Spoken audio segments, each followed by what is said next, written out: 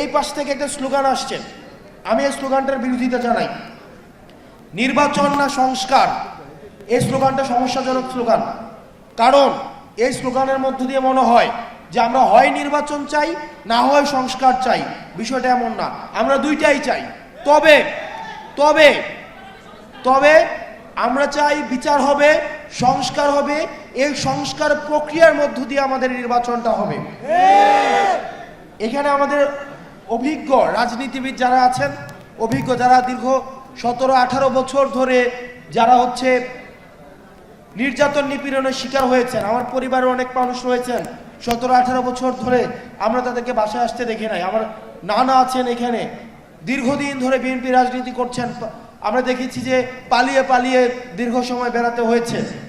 আপনাদেরকে মাথায় রাখতে হবে, আওয়ামী লীগ যে নির্বাচন পদ্ধতি বানিয়ে গিয়েছে, এই নির্বাচন পদ্ধতির খেলার মাঠটা শুধুমাত্র আওয়ামী লীগ যেন খেলতে পারে সেই উপযোগী করে সেই মাঠটা বানানো হয়েছে। সেখানে আপনি খেলতে পারবেন না। আপনি আগে সেই মাঠের সংস্কার চাইতে হবে, নির্বাচন পদ্ধতি সংস্কার চাইতে হবে।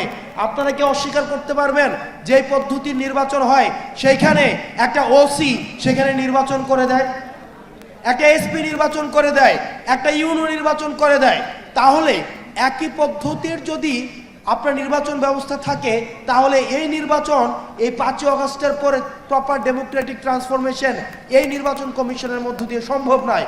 সেই কারণে আমরা আপনাদেরও সহায়তা চাই, যাতে করে আমাদের একটা যেন প্রপার গ্রহণযোগ্য ফ্রি ফেয়ার অ্যান্ড পার্টিসিপেটের একটা নির্বাচন হয়। সেটার জন্য নির্বাচন কমিশনের সংস্কার নিয়েও আপনারা কথা বলেন। দুঃখজনক বিষয়, আপনারা জানবেন নির্বাচন কমিশন থেকে বলা হয়েছে, আমরা আমাদের থেকে একটা প্রস্তাবনা দিয়েছিলাম, যারা ফেরারি আসামি আছে, যারা গণহত্যার আসামি আছে, তারা যদি নির্বাচনে অংশগ্রহণ করতে চায় তাহলে তারা সশরীরে এসে তারা হচ্ছে পেপার সাবমিট করতে হবে। আপনারা জানেন নির্বাচন কমিশন সেটার বিরোধিতা জানিয়েছে। আমরা নির্বাচন কমিশনের কাছে জানতে চাই যে আপনারা কাদের পারপাস সার্ভ করছেন। দোসররা যদি নির্বাচনে অংশগ্রহণ করতে চায় তারা সশরীরে এসে, তাহলে নির্বাচন কমিশনে তাদের পেপার সাবমিট করতে হবে। এটাতে সমস্যা কোথায়? এটাতে সমস্যা কোথায়? আমরা চাই এই কাঠামো পরিবর্তনের মধ্য দিয়ে, আমরা চাই আসিফ নজরুল স্যার থেকে শুরু করে, স্যার আমরা আপনার উপরে ভরসা রেখেছি, আপনি দীর্ঘ সময় ভোকাল ছিলেন, শিক্ষার্থীদের পাশে ছিলেন।